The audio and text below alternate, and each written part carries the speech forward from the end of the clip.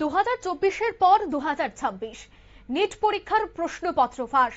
আর NEET পরীক্ষার প্রশ্নপত্র ফাঁসকে কেন্দ্র করে দেখা গেছে যে অনিয়মের অভিযোগ তুলে দেশ জুড়ে তীব্র প্রতিবাদ এবং বিক্ষোভ।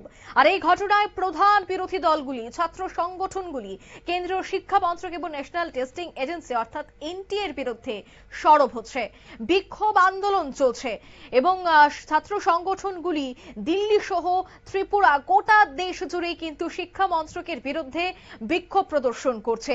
ঠিক তেমনি রাজ্যেও কিন্তু দেখা গেল এই বিক্ষোভ প্রদর্শন। এদিন নিট পরীক্ষার প্রশ্নপত্র ফাঁসের প্রতিবাদে উত্তাল হয়েছে বিলোনিয়া।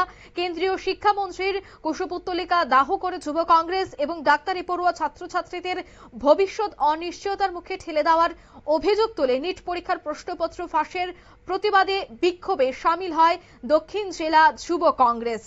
অন্যদিকে এদিন দেখা গেছে যে এই আন্দোলন থেকে মোদি তুমি গদি ছাড়ো এই স্লোগানও কিন্তু উঠে। এই বিষয়ে কি বলছেন কংগ্রেস নেতৃত্বরা শোনাবো।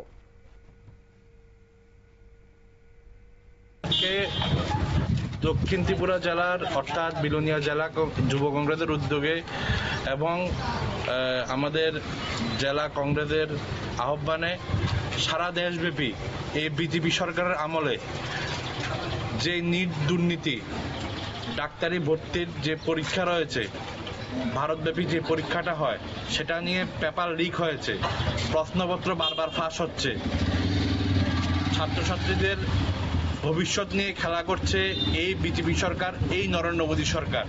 তার বিরুদ্ধে দেশব্যাপী যুব কংগ্রেসের যে আন্দোলন, সেই আন্দোলন আমাদের এই দক্ষিণ জেলার মধ্যে আজ হচ্ছে।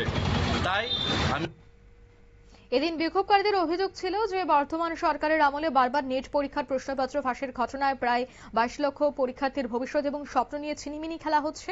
তাই এই বিক্ষোভ মিছিল থেকে তারা এই বিষয়টার তীব্র প্রতিবাদ জানান।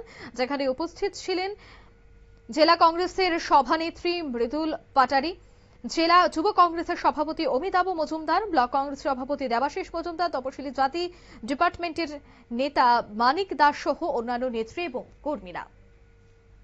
নিয়ে নিচ্ছি ছোট্ট একটি বিজ্ঞাপন বিরতি, সঙ্গে থাকুন।